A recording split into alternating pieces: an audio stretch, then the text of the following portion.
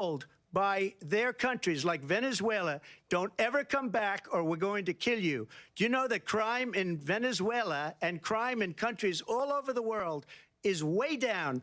You know why? Because they've taken their criminals off the street and they've given them to her to put into our country. Hopefully this gets it This up. will be one of the greatest mistakes in history for them to allow, and I think they probably did it because they think they're going to get votes, but it's not worth it because they're destroying the fabric of our country by what they've done. There's never been anything done like this at all. They've destroyed the fabric of our country. I didn't realize that I wasn't Millions of actually people live. let in, and all over the world, crime is That's what happens down when you're doing it all live, over the world guys. except here. Crime We're doing it live, so I apologize for the late start. Thought I was broadcasting. Turns out I wasn't. Probably shouldn't have tried to do this the first time live. migrant crime, and it's happening at levels that nobody thought possible. President Trump, as you know, the FBI says overall violent crime is actually coming down in this country. But Vice Excuse me, President the Harris, FBI they were defrauding statements. They didn't include the worst cities. They didn't include. They're also relying on reported crime statistics from the cities that want to make it look better. 118,000 jobs that they said they created turned out to be a fraud. President Trump, thank you. I'll let you respond, Vice President Harris. Well, I think Like, guys, they report the numbers voluntarily to the FBI. So if a city wants to look better, they just say, no, nothing happening. It's fine. Don't worry about it. So reporting that crime is going down because the FBI said so, that's voluntary reporting by these big cities. During a Democrat presidency, they're not going to report those numbers accurately. be clear where each person stands on the issue of what is important about respect for the rule of law and respect for law enforcement. The former vice president called for defunding federal law enforcement, 45,000 agents. Yeah, let's do that. Let's defund the FBI, please. Arraigned on 34 felony counts. So let's talk about what is important in this race. It is important that we move forward, that we turn the page on this same old tired rhetoric and address the needs of the American people, address what we need to do about the housing shortage, which I have a plan for. To use federal money to incentivize people that'll help builders and investors. But frankly, the American people are exhausted with this same old tired playbook. Vice President. She's in the presidency now. What do you mean same playbook? She's in office now. Against their political opponent, and I'm winning most of them, and I will win the rest on appeal. And you saw that with the decision that came down just recently from the Supreme Court. I'm winning most of them. But those are cases, it's called weaponization. Never happened in this country. Yeah, guys, it's not good. It's not good for our future. Every one of those cases was involved with the DOJ, from Atlanta and Fani Willis to the Attorney General of New York and the DA in New York. Yep. Every one of those cases.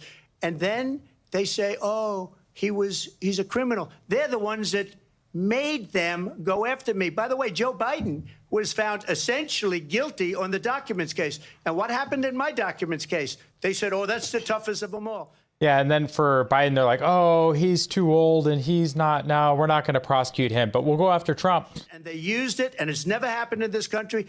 They used it to try and win an election of fake cases. President Trump, thank you. Absolutely crazy, because now it gives them the ammo. Now they can say he's a criminal because they criminalized him. Let's talk about extreme and understand the context in which this election in 2024 is taking place. The United States Supreme Court recently ruled that the former president would essentially be immune from any misconduct if it is related to their duties in office. Someone who has openly said he would terminate, I'm quoting, terminate the Constitution of the United States, that he would weaponize the Department of Justice against his political enemies. Oh, the iron law of projection, folks. Disdain for members of our military. Understand what it would mean if Donald Trump were back in the White House with no guardrails, because certainly we know now the court won't stop him. We know J.D. Vance is not going to stop him. It's up to the American people Vice President to stop Harris, him. Thank you. Lindsay? Vice President Harris, in your last run for president.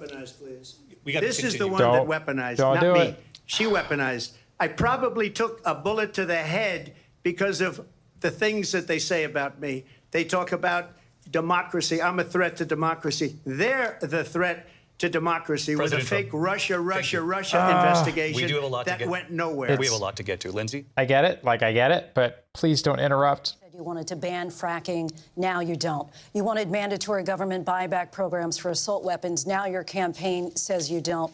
You supported decriminalizing border crossings. Now you're taking a harder line. I know you say that your values have not changed. So then why have so many of your policy positions changed? Ooh, good question. So my values have not changed, and I'm going to discuss at least every point that you've made. But in particular, let's talk about fracking because we're here in Pennsylvania. It's probably a good idea. I will not ban fracking.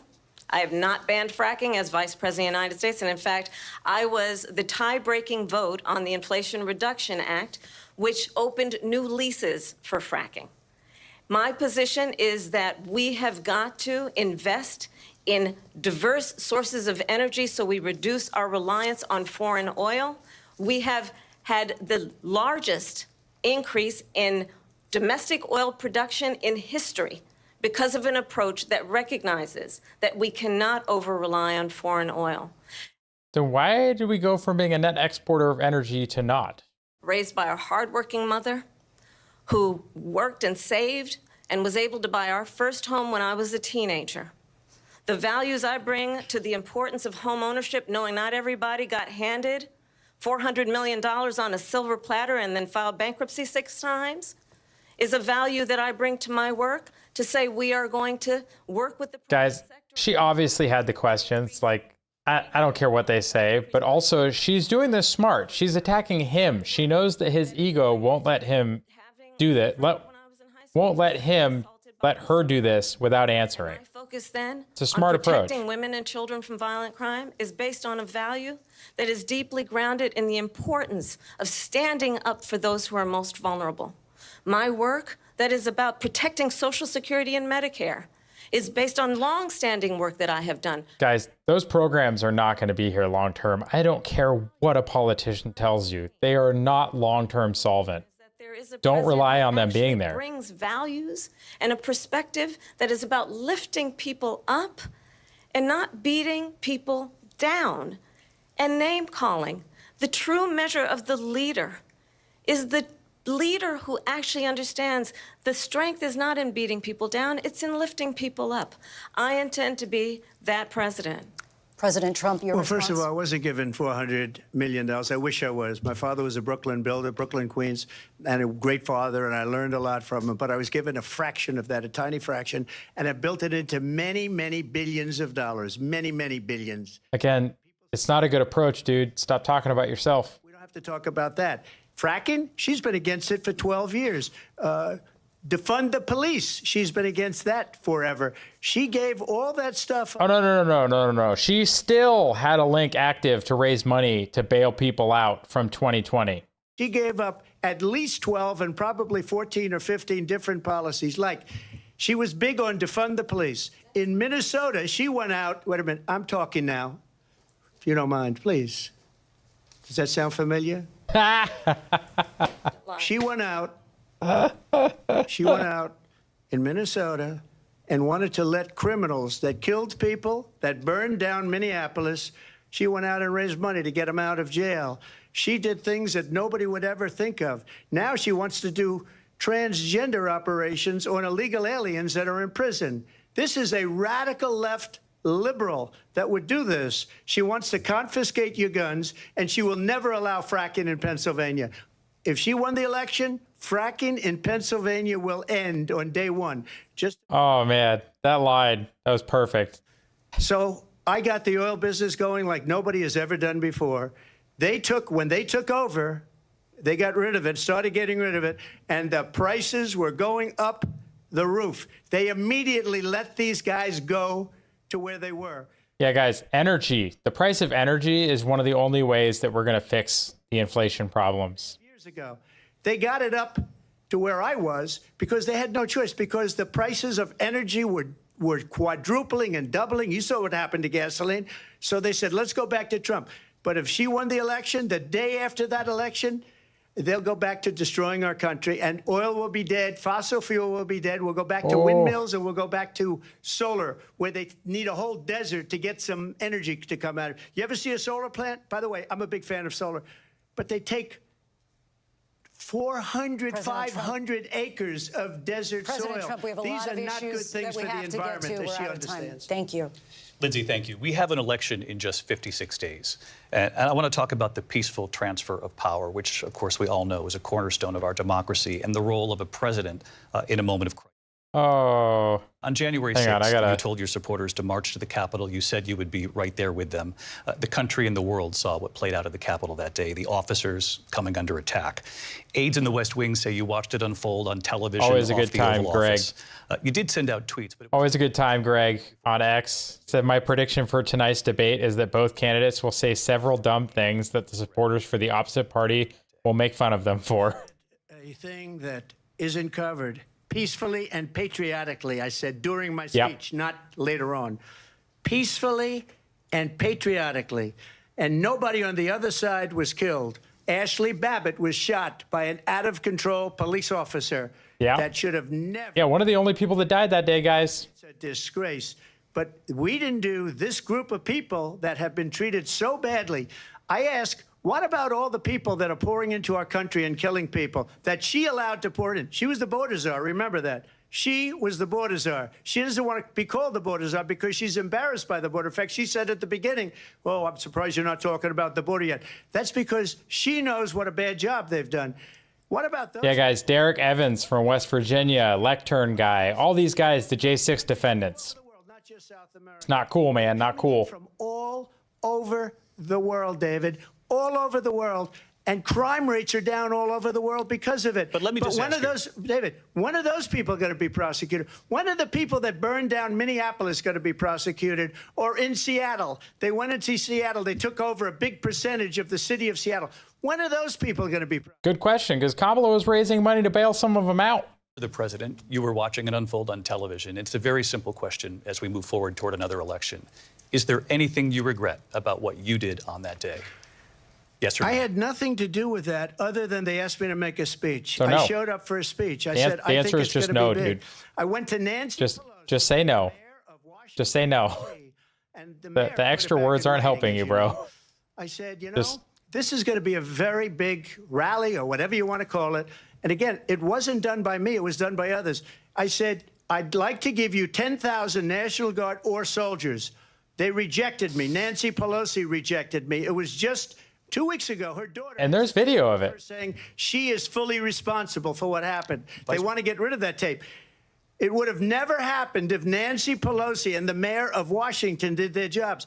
I wasn't responsible for security. Nancy Pelosi was responsible. She didn't do See, like, I don't disagree, guys, but like, President, not about former this Speaker Pelosi performance making is a more like, respond here. I was at the Capitol on January 6th. God, he should have just said no.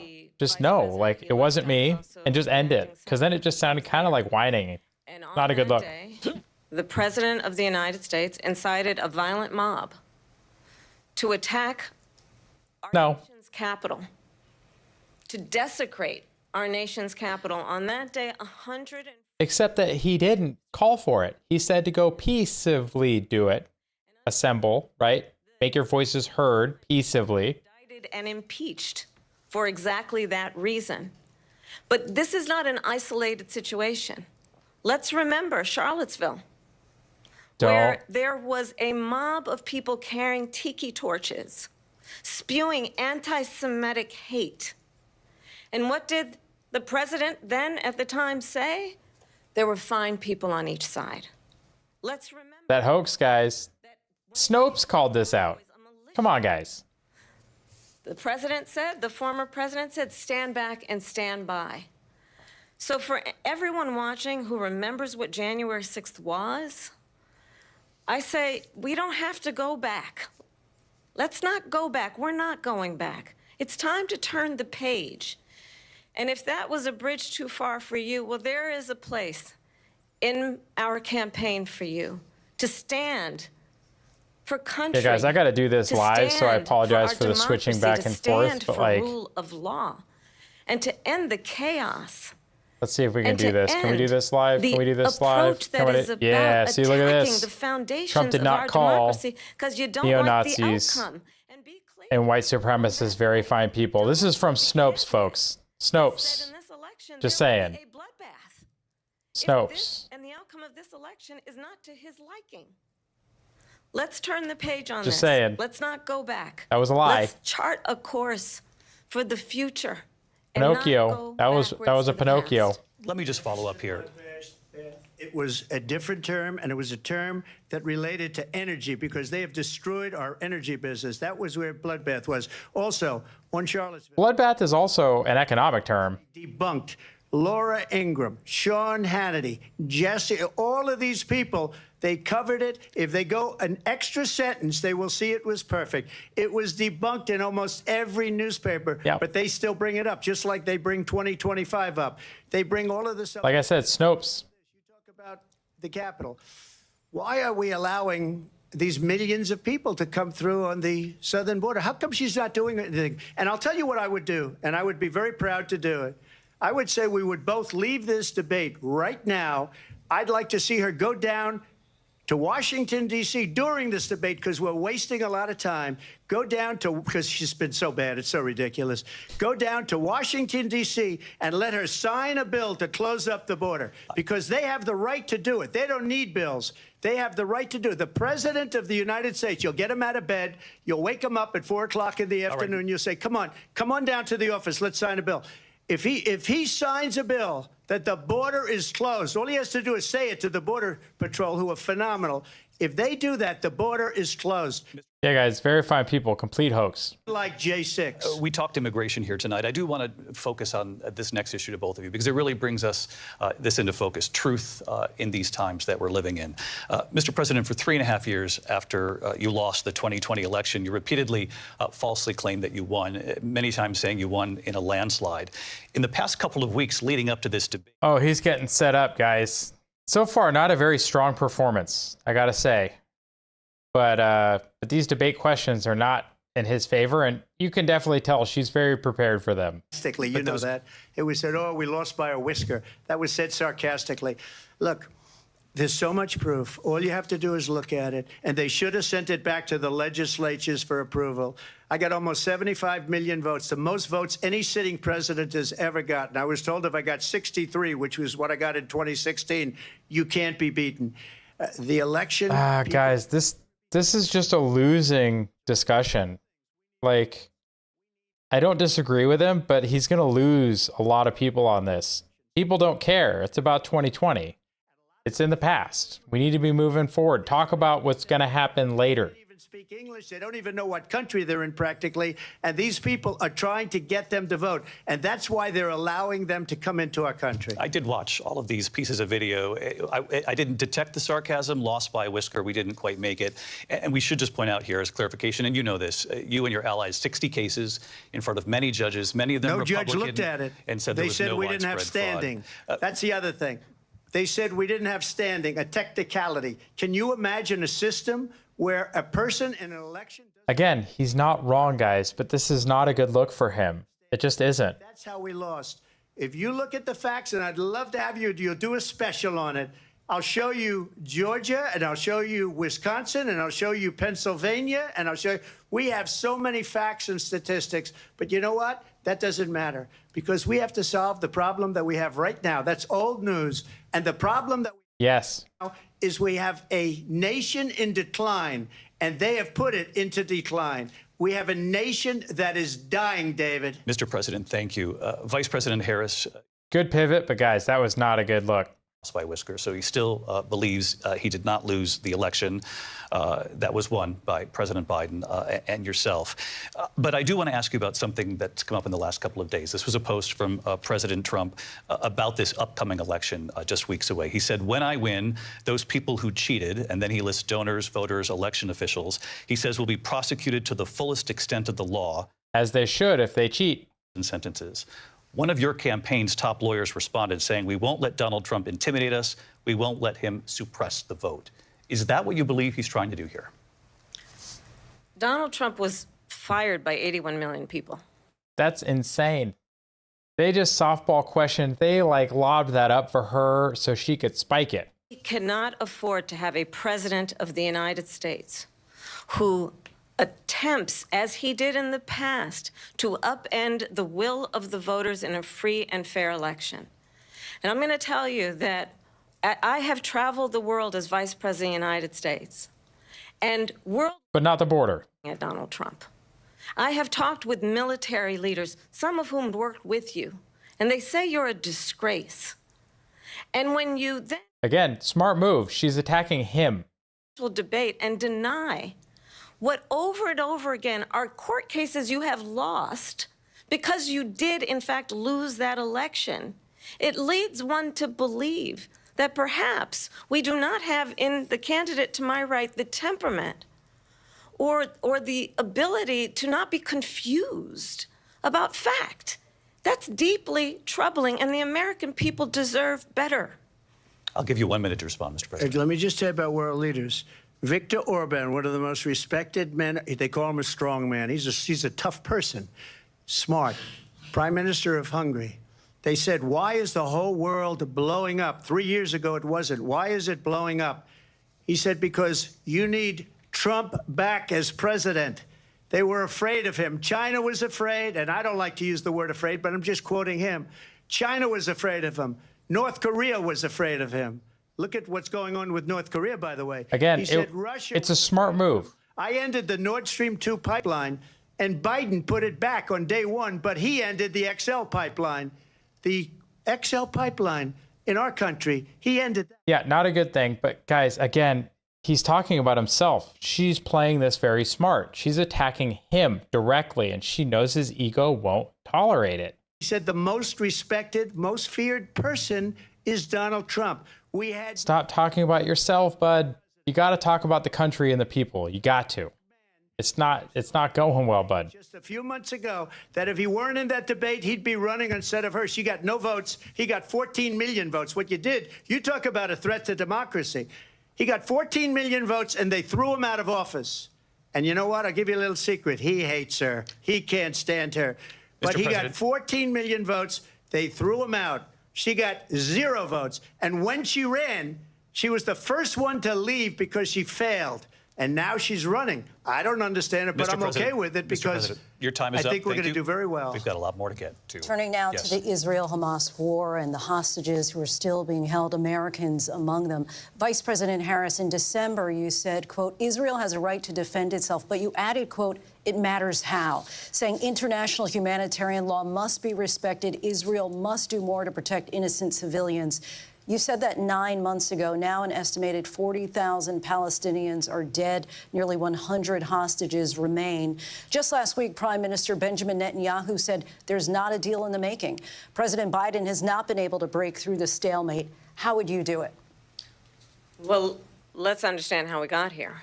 On October 7, Hamas, a terrorist organization, slaughtered 1,200 Israelis. Many of them young people who were simply attending a concert. True, but this is going to be a rough answer for her. And so absolutely, I said then, I say now, Israel has a right to defend itself. We would. And how it does so matters. Because it is also true, far too many innocent Palestinians have been killed. Children, mothers. What we know is that this war must end. It must. Guys, you've had almost a year to sort this out. We need a ceasefire deal, and we need the hostages out. We needed that a year ago. Round the clock on that. Work around the clock, also understanding that we must chart a course for a two-state solution. Why haven't you been working around the clock to get the U.S. citizens out before? People in Israel and in equal measure for the Palestinians. But the one thing I will assure you always, I will always give Israel the ability to defend itself, in particular as it relates to Iran and any threat that Iran and its proxies pose to Israel. You mean like Hezbollah and Hamas?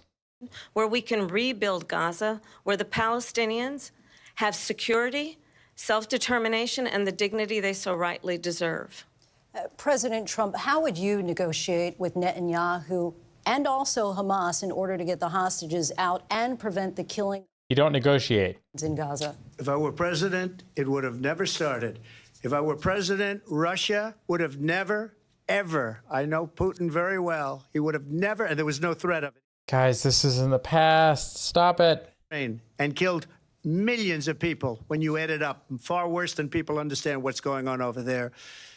But when she mentions about Israel, all of a sudden, she hates Israel. She wouldn't even meet with Netanyahu when he went to Congress to make a very important speech. She refused to be there because she was at a sorority party of hers. She wanted to go to the sorority party. She hates Israel. If she's president, I believe that Israel will not exist within 2 years from now. And I've been pretty good at predictions, and I hope I'm wrong about that one. She hates Israel. At the same time, in her own way, she hates the Arab population because the whole place is going to get blown up. Arabs, Jewish people, Israel. Israel will be gone. It would have never happened. Iran was broke under Donald Trump. Now Iran has $300 billion because they took off all the sanctions that I had. Iran had no money for Hamas or Hezbollah or any of the 28 different... Again, he keeps talking about history, folks. He needs to talk about his plan. He needs to talk about the future. She got in his head. She studied up. She knew how to get to him, and she did it. Broke. Now they're a rich nation, and now what they're doing is they're spreading that money around.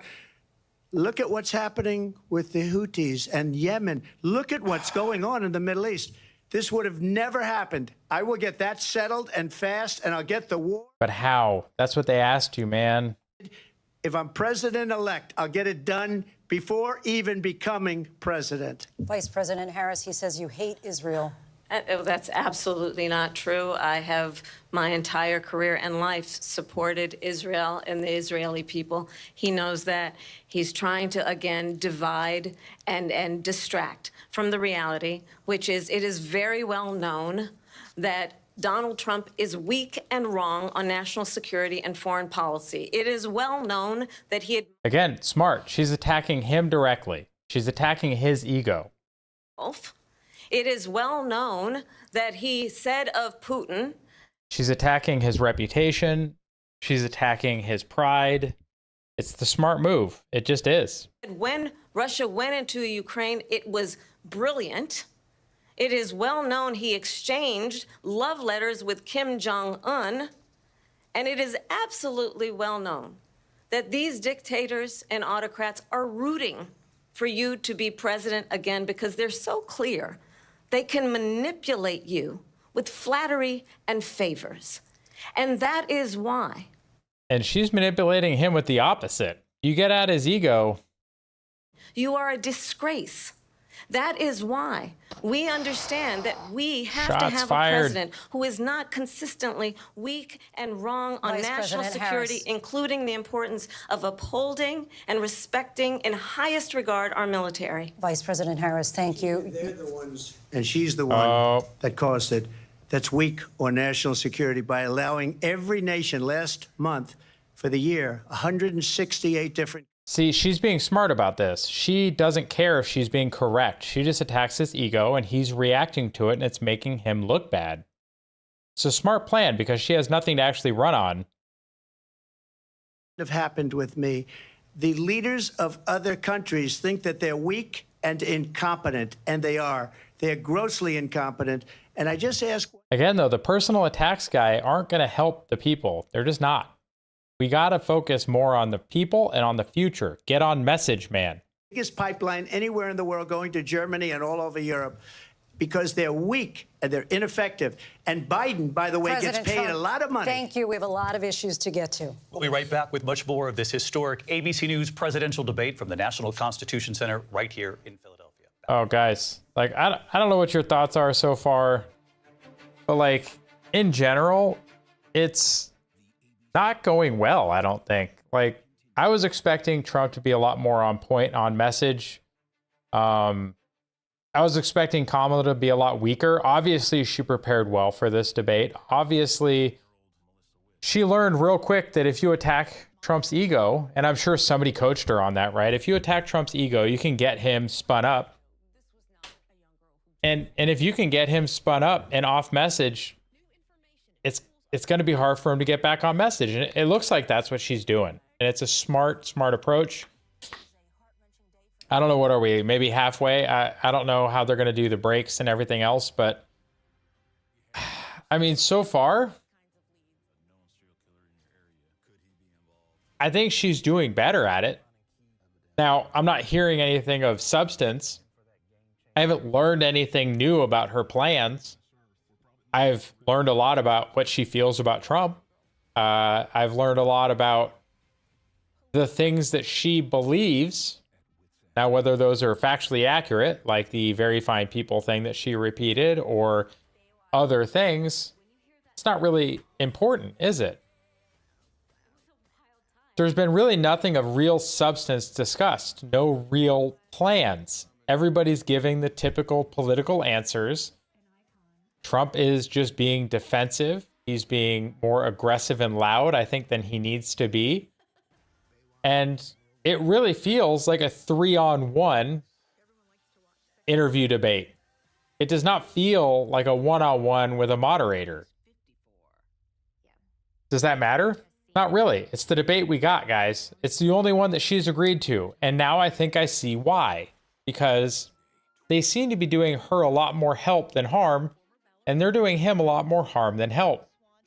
So this is why she didn't want to go on Fox. This is why she didn't want to agree to a different debate. It's probably why she's not going on any of the podcasts like Trump has been doing. And it's probably why she's not going on unfriendly channels or platforms. We've had the one heavily edited CNN interview with Dana Bash, and that's it. We don't really know anything about her. She's the empty suit replacement candidate.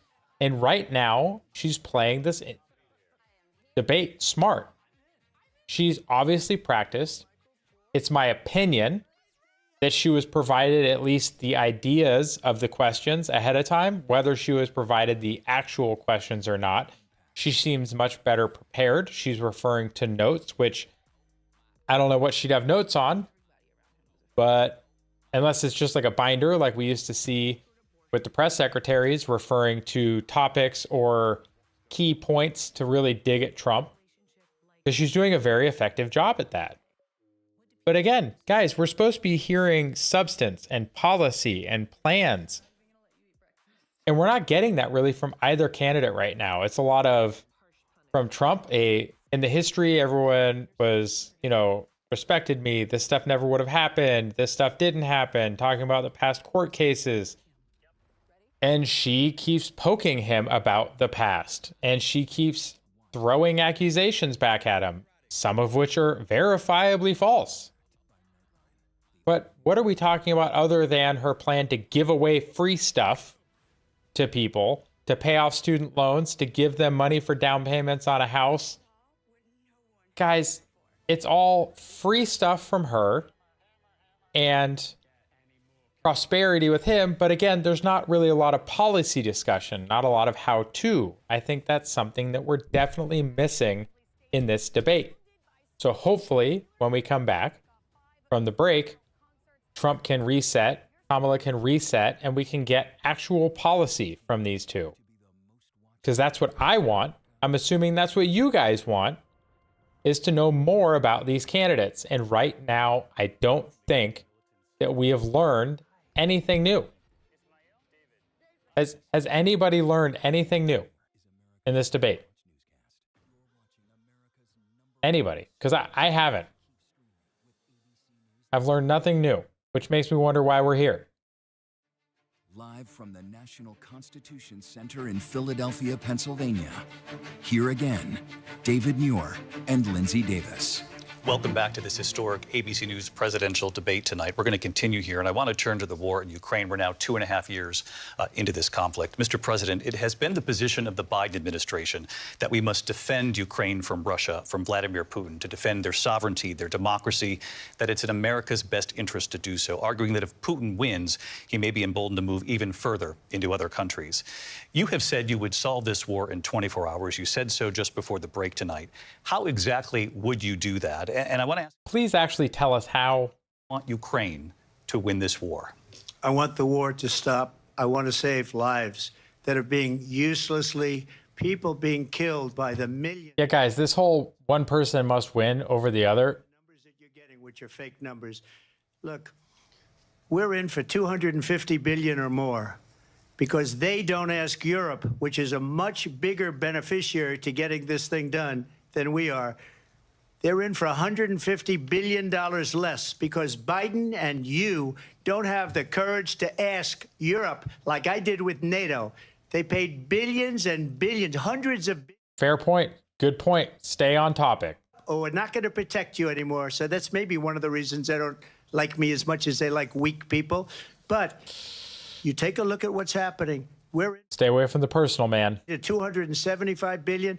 They're into 100 to 150. They should be forced to equalize. With that being said, I want to get the war settled. I know Zelensky very well, and I know Putin very well. I have a good relationship, and they respect your president, okay? They respect me. They don't respect Biden. How would you respect him? Why? For what reason? Why? 2 years to Putin. Hasn't spoken to anybody. They don't even try and get it. That is a war that's dying to be settled. I will get it settled before I even become president. If I win, when I'm president-elect, and what I'll do is I'll speak to one, I'll speak to the other, I'll get them together. That war would have never happened. And in fact, when I saw Putin after I left, unfortunately left because our country has gone to hell. But after I left, when I saw him building up soldiers, he did it after I left, I said, oh, he must be negotiating. It must be a good, strong point of negotiation. Well, it wasn't, because Biden had no idea how to talk to him. He had no idea how to stop it. And now you have millions of people dead, and it's only getting worse, and it could lead to World War III. Don't kid yourself, David. Yeah, guys, there isn't a winner in that war. There really isn't. And it's just escalating. President. We don't even know if he's a president. And just to clarify they here, threw him out of a campaign like a dog. We don't even know. Is he our president? But we have a president, Mr. President, that doesn't know he's alive. Your time is up. Just to clarify in the question. Okay, that might have been a little much. Might have been tone it down, buddy. In this war, yes or no? I think it's the U.S. best interest to get this war finished and just get it done. All right. Negotiate a deal, because we have to stop all of these human lives from being. Yeah, the lives are more important, guys. It's not winner or loser anymore. We need to get it stopped. In this moment, but also as commander-in-chief, if elected, how would you deal with Vladimir Putin, and would it be any different from what we're seeing from President Biden? Well, first of all, it's important. During Obama's fourth term. Joe Biden, you're running against me. I believe the reason that Donald Trump says that this war would be over within 24 hours is because he would just give it up. And that's not who we are as Americans. Let's understand what happened here. I actually met with Zelensky a few days before Russia invaded, tried through force to change territorial boundaries, to defy one of the most important international rules and norms, which is the importance of sovereignty and territorial integrity. Guys, every time we expand NATO, they attacked somewhere else. Georgia, Crimea, Ukraine, come on. Days later, I went to NATO's eastern flank, to Poland and Romania. And through the work that I and others did, we brought 50 countries together to support Ukraine in its righteous defense. And because of our support, because of the air defense, the ammunition, the artillery, the javelins, the Abrams tanks that we have provided, Ukraine stands as an independent and free country. Independent how? With $250 billion of support along with military assets, guys? That's not standing on your own. That's like saying Israel stands alone. They don't. Allies and our NATO allies are so thankful that you are no longer president and that we understand the importance of the greatest military alliance the world has ever known, which is NATO, and what we have done to preserve the ability of Zelensky and the Ukrainians to fight for their independence. Otherwise, Putin would be sitting in Kyiv with his eyes on the rest of Europe, starting with Poland. And why don't you tell the 800,000 Polish Americans right here in Pennsylvania how quickly you would give up for the sake of favor and what you think is a friendship with what is known to be a dictator who would eat you for lunch. Vice President Harris, thank you. We've heard from both. I mean, fair point. Came up in the last hour. I wanted her to respond to something you said earlier, and please, I'll give you a minute here. Putin would be sitting in Moscow, and he wouldn't have lost 300,000 men and women, but he would have been sitting in Moscow. Quiet, please. He would have been sitting in Moscow much happier than he is right now. But eventually, you know, he's got a thing that other people don't have. He's got nuclear weapons. They don't ever talk about that. He's got nuclear weapons. Nobody ever thinks about that. And eventually, maybe he'll use them, and maybe he hasn't been that threatening, but he does have that, something we don't even like to talk about. Guys, we also keep provoking him. NATO, after the fall of the Soviet Union, what has NATO done other than provoke Russia? In and he started the war because everything they said was weak and stupid. They said the wrong things. That war should have never started. She was the emissary. They sent her in to negotiate with Zelensky and Putin, and she did. And the war started 3 days later. And that's the kind of talent we have with her. She's worse than Biden. In my opinion, I think he's the worst president in the history of our country. She goes down as the worst vice president in the history of our country. But let me tell you something. She is a horrible negotiator. They sent her in to negotiate as soon as they left to Putin. I think he flipped the script on her because now he's going after her personally and she's getting irritated. Vladimir Putin. Vice President Harris, have you ever met Vladimir Putin? Can you clarify tonight? Yet again, I said it at the beginning of this debate, you're going to hear a bunch of lies coming from this fellow. And that is another one. When I went to meet with President Zelensky, I've now met with him over 5 times. The reality is it has been about standing as America always should, as a leader upholding international rules and norms, as a leader who shows strength, understanding that the alliances we have around the world are dependent on our ability to look out for our friends and not favor our enemies because... And the Maidan, what about that? What about the Maidan rebellion where we, most likely, in my opinion, the alphabet agencies helped overthrow the pro-Russia government of Ukraine in favor of a pro-Western one? What about that? On a president who understands the significance of America's role and responsibility in terms of ensuring that there is stability and ensuring we stand up for our principles and not sell them for the benefit of personal flattery. We've talked about Ukraine and Vladimir Putin. I do want to talk about Afghanistan. It came up in the first hour of this debate. I want to move on to Afghanistan. Stoltenberg said Trump did the most amazing thing I've ever seen. He got these countries, the 28 countries at the time, NATO, to pay up. He said, I've never seen. He's the head of NATO. He said, I've never seen. For years, we were paying almost all of NATO. We were being ripped off by European nations, both on trade and on NATO. I got them to pay up by saying one of the statements you made before, if you don't pay, we're not going to protect you. President Otherwise, Trump. we would have never gotten it. He said it was one of the most incredible jobs that he's ever seen done. Thank you. I'm sure they didn't like paying it, though. First hour of the debate, and we witnessed a poignant moment today on Capitol Hill, honoring the soldiers who died in the chaotic withdrawal from Afghanistan. I do want to ask the Vice President, do you believe... Is this after the Gold Star family insults? Well, I will tell you, I agreed with President Biden's decision to pull out of Afghanistan. 4 presidents said they would, and Joe Biden did. And as a result, America's taxpayers are not paying the $300 million a day we were paying for that endless war. And as of today, there is not one member of the United States military who is in active duty in a combat zone in any war zone around the world, the first time this century. But let's understand how we... A lot of qualifier statements in that. Donald Trump, when he was president, negotiated one of the weakest deals you can imagine. He calls himself a deal maker. Even his national security advisor said it was a weak, terrible deal. And here's how it went down. He bypassed the Afghan government. He negotiated directly with a terrorist organization called the Taliban. The negotiation involved the Taliban getting 5,000 Taliban terrorists released. And get this, and the president at the time invited the Taliban to Camp David, a place of storied significance for us as Americans, a place where we honor the importance of American diplomacy. Yeah, guys, it's my opinion. She definitely had these questions ahead of time. World leaders.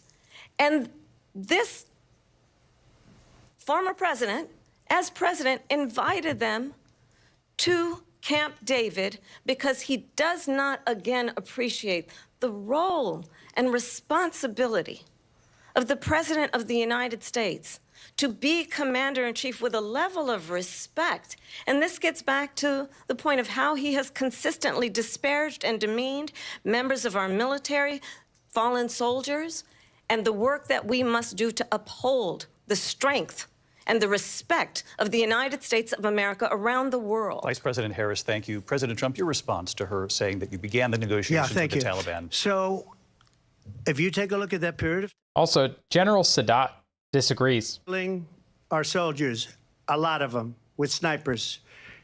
And I got involved with the Taliban because the Taliban was doing the killing. That's the fighting force within Afghanistan. They don't bother doing that because, you know, they deal with the wrong people all the time. But I got involved. And Abdul is the head of the Taliban. He is still the head of the Taliban. And I told Abdul, don't do it anymore. You do it anymore, you're going to have problems. And he said, why do you send me a picture of my house? I said, you're going to have to figure that out, Abdul. And for 18 months, we had nobody killed. We did have an agreement negotiated by Mike Pompeo. It was a very good agreement. The reason it was good, it was we were getting out. We would have been out faster than them, but we wouldn't have lost the soldiers. Showing a picture of the man's house? That's savage. We wouldn't have left $85 billion worth of brand new, beautiful military equipment behind. And just to finish, they blew it. The agreement said you have to do this, this, and they didn't do it. They didn't do it. The agreement was terminated by us because they didn't do what they were supposed to do. I want to move on. And if you watch Retrograde, the documentary on National Geographic, they talk a lot about that there were back-out clauses in that, and they got ignored. Ukraine, because they saw how incompetent she and her boss are. President Trump, thank you. I want to move on now to race and politics in this country. Oh, this Mr. should be President, fun. you recently said of Vice President Harris, quote, I didn't know she was black until a number of years ago when she happened to turn black, and now she wants to be known as black. 3-on-1 continues, folks. Right. Why do you believe it's appropriate to weigh in on the racial identity of your opponent? I don't, and I don't care. I don't care what she is. I don't care. You make a big deal out of something, I couldn't care less. Whatever she wants to be is okay with me. Good answer. But those were your words, so I'm asking. I don't know. I mean, all I can say is I read where she was not black, that she put out, and I'll say that. And then I read that she was black, and that's okay. Either one was okay with me. That's up to her. That's up to her. Vice President Harris, your thoughts I on mean, this? about as good an answer as you can give in that situation. Honestly, it's a tragedy that we have someone who wants to be president who has consistently, over the course of his career, attempted to use race to divide the American people. You know, I do believe that the vast majority of us know that we have so much more in common than what separates us, and we don't want this kind of approach that is just constantly trying to divide us, and especially by race. And let's remember how Donald Trump started. He was land, he owned buildings, and he was investigated because he It's a very simplified answer. property to black families. Let's remember, this is the same individual who took out a full-page ad in the New York Times calling for the execution of 5 young black and Latino boys who were innocent, the Central Park 5. Took out a full-page ad calling for their execution. This is the same individual who spread birther lies about the first black president of the United States. And I think the American people want better than that. Guys, I think Want there's a better than lot of this. people that still question some of that Want stuff. someone who understands, as I do, I travel our country. We see in each other a friend. We see in each other a neighbor. Okay, We fair don't enough. want a leader who is constantly trying to have Americans point their fingers at each other. I meet with people all the time who tell me, can we please just have discourse about how we're going to invest in the aspirations and the ambitions and the dreams of the American people? Knowing that regardless of people's color or the language their grandmother speaks, we all have the same dreams and aspirations and want a president who invests in those. Yeah, guys, I agree with Colia Noir on X right now, man. He's basically like, she's saying nothing. Time. This is the most divisive presidency in the history of our country. There's never been anything like it. They're destroying our country, and they come up with things like what she just said. Going back many, many years, when a lot of people, including Mayor Bloomberg, agreed with me on the Central Park Five, they admitted, they said, they pled guilty. And I said, well, if they pled guilty, they badly hurt a person, killed a person ultimately. And if they pled guilty, then they pled, we're not guilty.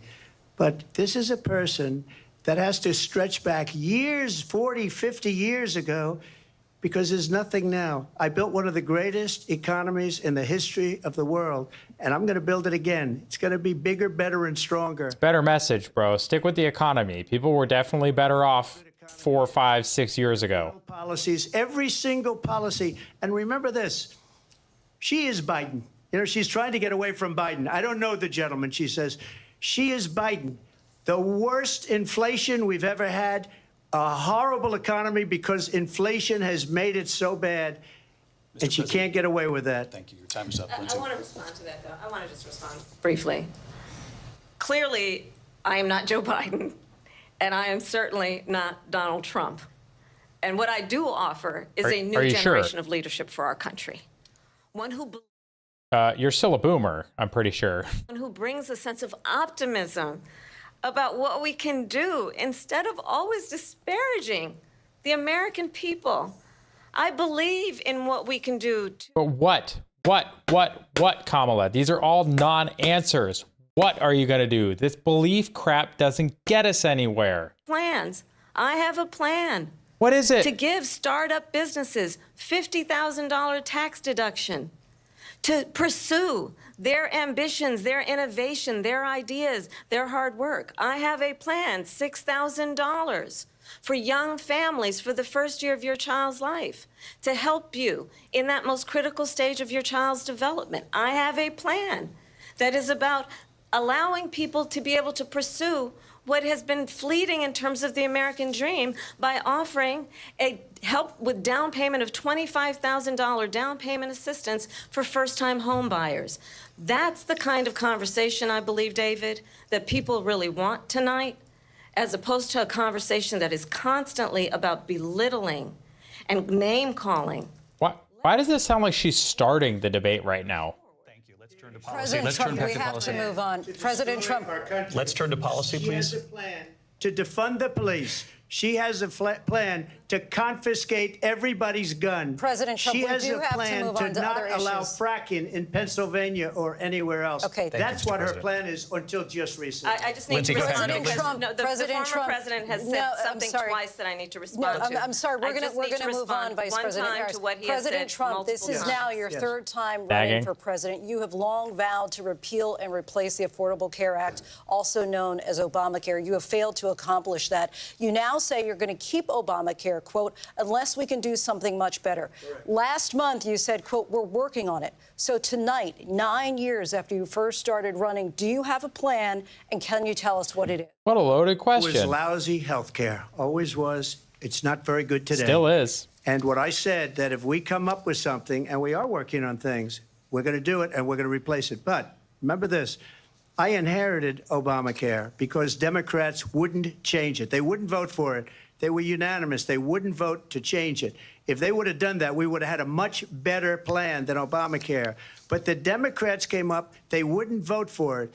I had a choice to make when I was president. Do I save it and make it as good as it can be, never going to be great, or do I let it rot? And I felt I had an obligation, even though politically it would have been good to just let it rot and let it go away. I decided, and I told my people, the top people, and they're very good people. I have a lot of good people in that administration. We read about the bad ones. We had some real bad ones, too, and so do they. They have really Guys, bad ones. I'm The just- difference is they don't get rid of them. But let me just explain. I had I'm a not feeling choice to make. inspired by Do I either save candidate it right now. I and really make am it not. as good as it can be, or do I let it rot? And I saved it. I did the right thing. But it's still never going to be great, and it's too expensive for people. Yes. And what we will do is we're looking at different plans. If we can come up with a plan that's going to cost our people, our population, less money and be better health care than Obamacare, then I would absolutely do it.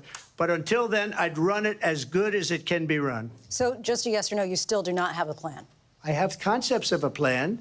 I'm not president right now. But if we come up with something. Are you going to ask Kamala the same question? Come up with something that's better and less expensive. And there are concepts and options we have to do that. And you'll be hearing about it in the not too distant future. Vice President Harris, in 2017, you supported Bernie Sanders' proposal to do away with private insurance and create a government-run healthcare system. 2 years later, you proposed a plan that included a private insurance option. That's an awful idea, by the way. Well, first of all, I absolutely support, and over the last 4 years as vice president, private healthcare options. But what we need to do is maintain and grow the Affordable Care Act. But I'll get to that, Lindsay. I just need to respond to a previous point that the former president please has made. do. I've made very clear my position on fracking. And then this business about taking everyone's guns away. Tim Walz and I are both gun owners. We're not taking anybody's guns away. So stop with the continuous lying about this stuff. Really? As it relates to Then, the Affordable Care Act, understand, just look at the Why is your campaign constantly posting about assault weapon bans? President. 60 times he tried to get rid of the Affordable Care Act. 60 times. I was a senator at the time when I will never forget the early morning hours when it was up for a vote in the United States Senate. And the late, great John McCain, who you have disparaged as being, you don't like him, you said at the time, because he got caught. He was an American hero. The late, great John McCain, I will never forget that night, walked onto the Senate floor and said, no, you don't. No, you don't. No, you don't get rid of the Affordable Care Act. You have no plan. And what the Affordable Care Act has done is eliminate the ability of insurance companies to deny people with pre-existing conditions. I don't have to tell the people watching tonight, you remember what that was like? Remember when an insurance... Which, by the way, that's not insurance anymore. If a child had asthma, if someone was a breast cancer survivor, if a grandparent had diabetes, and thankfully, as I've been vice president, and we, over the last 4 years, have strengthened the Affordable Care Act, we have allowed for the first time Medicare to negotiate drug prices on behalf of you, the American people. Donald Trump said he was going to allow Medicare to negotiate drug prices. He never did. We did. And now we have capped the cost of insulin at $35 a month. Since I've been vice president, we have capped the cost of prescription medication for seniors at $2,000 a year. And when I am president, we will do that for all people, understanding that the value I bring to this is that access to health care should be a right and not just a privilege of those who can afford it. I'll have to dig it up afterwards. And the plan has to be to strengthen the Affordable Care Act, not get rid of it. Vice President Harris, in terms of where Donald Trump stands on that. I want to move to an issue that's important for a lot of... She made a mistake. Number one, John McCain fought Obamacare for 10 years. But it wasn't only him. It were all of the Democrats that kept it going. And you know what? We can do much better than Obamacare, much less money. But she won't improve private insurance for people, private medical insurance. That's another thing she doesn't want to get. People are paying privately for insurance that have worked hard and made money, and they want to have private. She wants everybody to be on government insurance where you wait 6 months for an operation. Yeah, I've been in the military doing medical. It's not a good plan, guys. It's important for a number of Americans, in particular younger voters, and that's climate change. President Trump, with regard to the environment, you say that we have to have clean air and clean water. Vice President Harris, you call climate change an existential threat. The question to you both tonight is, what would you do to fight climate change? And Vice President Harris, we'll start with you. 1 minute for you each. Well, the former president had said the climate change. What are we going to do? And what we know is that it is very real. You ask anyone who lives in a state who has experienced these extreme weather occurrences, who now is either being denied home insurance or it's being jacked up. You ask anybody who has been the victim of what that means in terms of losing their home, having nowhere to go. We know that we can actually deal with this issue. The young people of America care deeply about this issue. And I am proud that as vice president over the last 4 years, we have invested $1 trillion in a clean energy economy, while we have also increased domestic gas production to historic levels. Okay. We have created over 800,000 new manufacturing jobs while I have been vice president. We have invested in clean energy to the point that we are opening up factories around the world. Donald Trump said he was going to create manufacturing jobs. He lost manufacturing jobs. And I'm also proud to have the endorsement of the United Auto Workers and Sean Fain, who also know that part of building a clean energy economy includes investing in American-made products, American automobiles. It includes growing what we can do around American manufacturing and opening up auto plants, not closing them like happened under Donald Trump. Vice President Harris, thank you. That didn't happen. Fair under point. Donald Trump. Let me just tell you, they lost 10,000 manufacturing jobs this last month. It's going, they're all leaving. They're building big auto plants in Mexico, in many cases owned by China. They're building these. I mean, to be massive fair, that's been plants where happening they're since gonna sell NAFTA, their cars into the right? United Like, this States. isn't a new thing. These people, what they have given to China is unbelievable. But we're not going to let that. We'll put tariffs on those cars so they can't come into our country, because they will kill the United Auto Workers and any auto worker, whether it's in Detroit or South Carolina or any other place. What they've done to business and manufacturing in this country is horrible. We have nothing because they refuse. You know, Biden doesn't go after people because supposedly China paid him millions of dollars. He's afraid to do it between Okay, him here and we his go. son. They get all this money from Ukraine. They get all this money from all of these different countries. And then you wonder, why is he so loyal to this one, that one, Ukraine, China?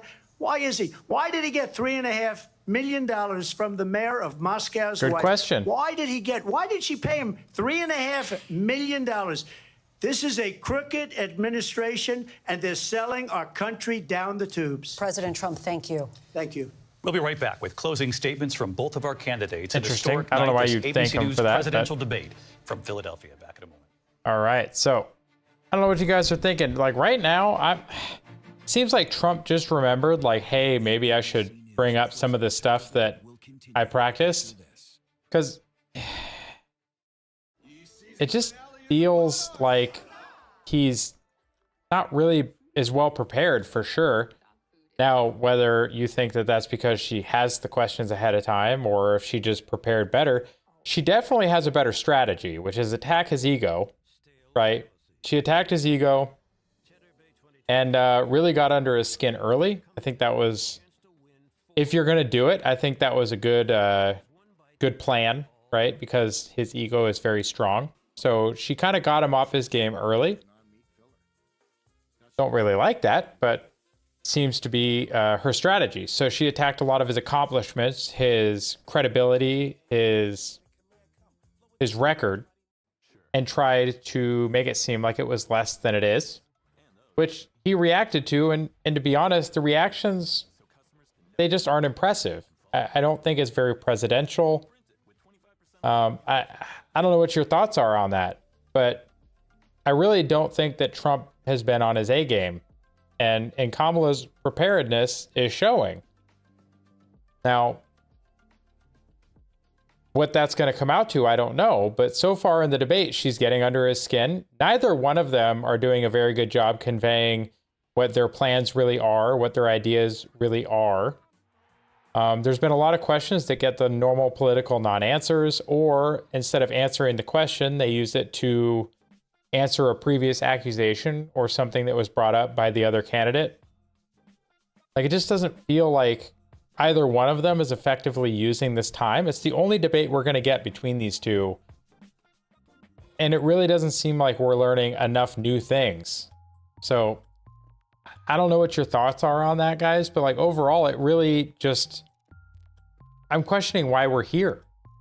Like, why are we doing this debate? If we're not going to answer the questions, if we're not going to give the audience new information to help them make a decision, like, what are we here for? I don't know. What are your thoughts? But to me, it's not that I don't think that it was worth watching. I still enjoy reacting to stuff like this and maybe having a discussion with y'all, but I don't think I learned anything about either side so far in the hour and a half that we've been going. And I think that's unfortunate. I think it's a disservice to the people of the country. I think that we really aren't getting out of this what we should. So I don't know what your guys' thoughts are on it. But I'm not very impressed with either candidate in this. But I probably got to give the edge to Kamala in this one. And I was expecting the opposite.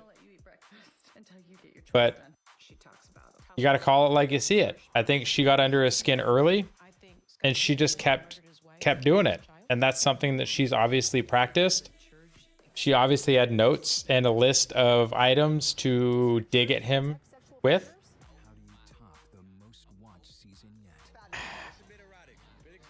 I don't know. I still have my opinions, right? Like, I still know what candidate out of these two that I would vote for myself.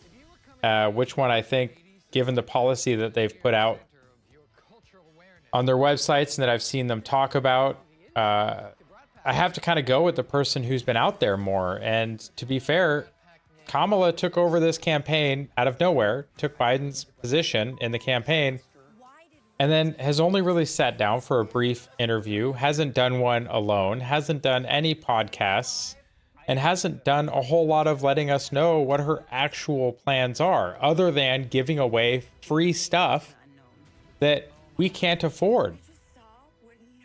We're talking about giving $25,000 to people for this and $50,000 to people for that, and forgiving student loans and forgiving medical debt and just all kinds of handouts.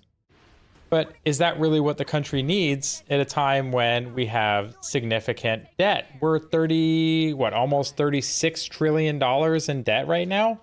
Live from the National Constitution Center in Philadelphia, Pennsylvania. Oh, sounds like we're coming back. David Muir. We are $35.3 trillion in debt. Welcome back tonight. So, The time has come for closing statements, and Vice President Harris, we begin with you. just saying. So I think you've heard tonight two very different visions for our country. One that is focused on the future, and the other that is focused on the past, and an attempt to take us backward. But we're not going back. And I do believe that the American people know we all have so much more in common than what separates us, and we can chart a new way forward. And a vision of that includes having a plan, understanding the aspirations, the dreams, the hopes, the ambition of the American people, which is why I intend to create an opportunity economy, investing in small businesses, in new families, in what we can do around protecting seniors, what we can do that is about giving hardworking folks a break and bringing down the cost of living. I believe in what we can do together. But how? America's standing in the world and ensuring that we have the respect that we so rightly deserve, including respecting our military and ensuring we have the most lethal fighting force in the world.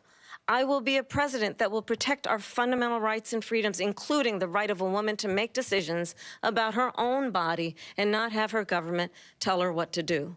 I'll tell you, I started my career as a prosecutor. I was a DA, I was an attorney general, a United States senator, and now vice president. I've only had one client, the people. And Willie. Prosecutor, I never asked a victim or a witness, are you a Republican or a Democrat? The only thing I ever asked them, are you okay? To be fair, it was California. They were probably a Democrat. We need right now someone who cares about you and is not putting themselves first. I intend to be a president for all Americans and focus on what we can do over the next 10 and 20 years to build back up our country by investing right now in you, the American people. Vice President Harris. A lot of platitudes, man, but I didn't hear anything of actual substance. Started by saying she's going to do this, she's going to do that, she's going to do all these wonderful things. Why hasn't she done it? She's been there for 3.5 years. They've had 3.5 years to fix the border.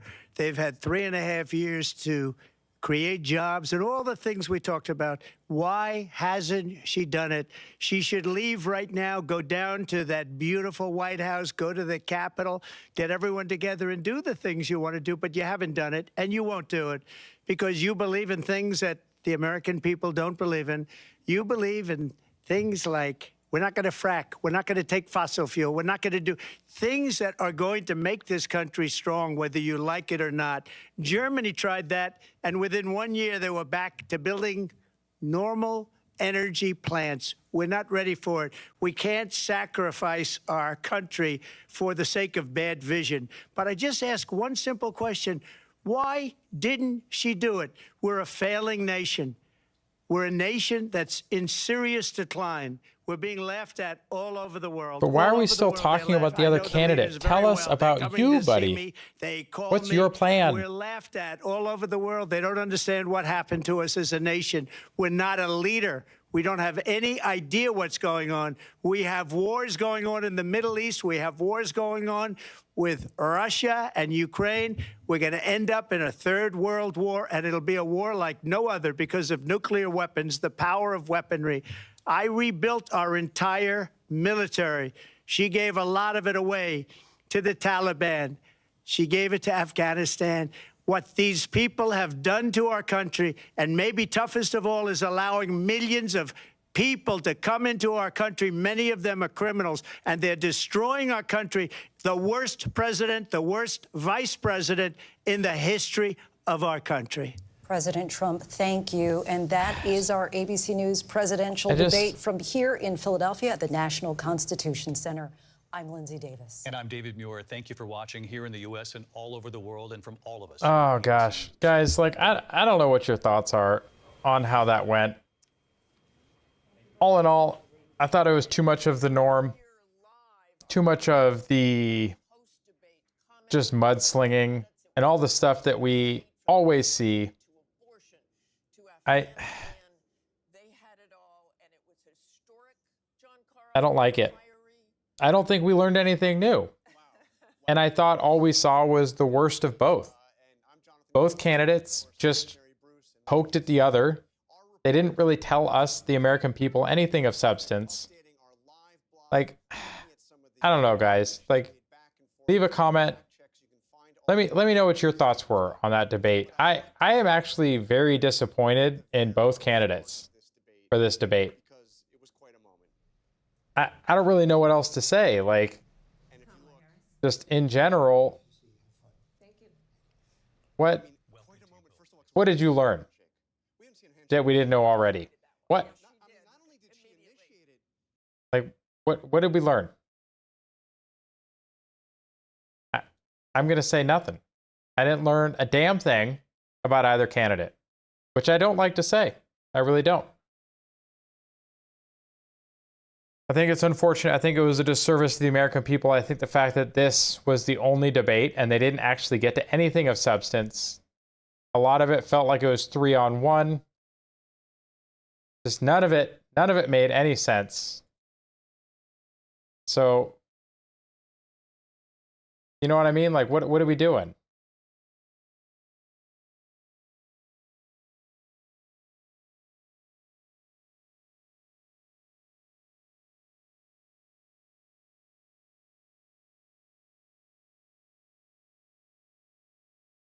I don't know, guys. I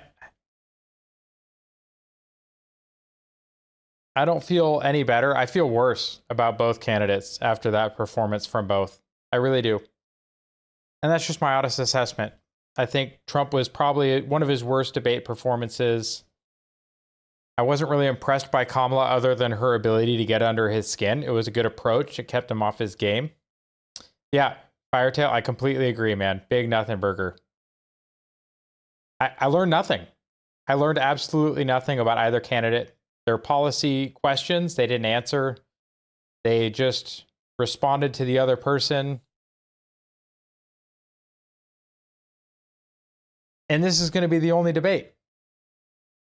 So we're just going to have to watch the other things that either candidate puts out. Trump's been doing a lot of time on podcasts and talk shows and other things. Great. We can go watch that. Kamala's had one interview that was recorded on CNN with Dana Bash. So that's all we got. So I'm really disappointed. I'm up very late. I have to get up very early in the morning for work. I'm happy to be here for you guys. It's my first stream. I just had to get my first one out of the way. The first one's always the hardest, guys. So if you're ever thinking about doing something, just do it. Don't wait, just do it.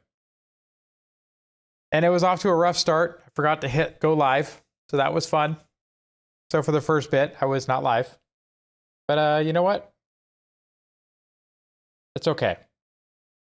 But we've got our posts on X. Come see me over there. Come follow me on my normal channel. I'll be putting out a couple more music reactions this week. I have another video that I do want to do on just the status of violence in our country right now. We've had a couple of incidents recently, and it just shows that overall, I think we have a real problem in this country with devaluing human life. And I think that's unfortunate. And neither of the people in the debate today inspired me to think that they feel too much differently about it. So, I don't know what else. I mean, I don't know what else, guys. I don't know if you want to go over anything else. The debate's over. You know, like Firetail pointed out, pretty big nothing burger. Most of the commentary going across on X and posts kind of had similar feelings. They thought that neither candidate really made a good case. And I think that's accurate. So, sorry it wasn't more interesting. I was hoping one side or the other would have had a better performance. I really was. I was hoping to learn more about Kamala's positions. I was hoping to get some clarity on some of Trump's positions. And we got neither. We just didn't. We learned that Kamala wants to give stuff to people. So $25,000 down payment for a house, $50,000 tax credit for new businesses, helping to forgive student loans, forgive medical debt. Like we knew that stuff already, though. And then, you know, Trump got knocked off his game real early in that and didn't really tell us a whole lot about what his plan was, other than reacting to the accusations that Kamala made. He didn't really tell us much. So, I don't know, guys. I'm just really kind of disappointed in both candidates. I think they could have done a lot better. I think they could have served the American people a lot better by putting out real information, by answering the questions that were asked, by trying to inform the American people. But if this is going to be the only debate, it wasn't a very good one.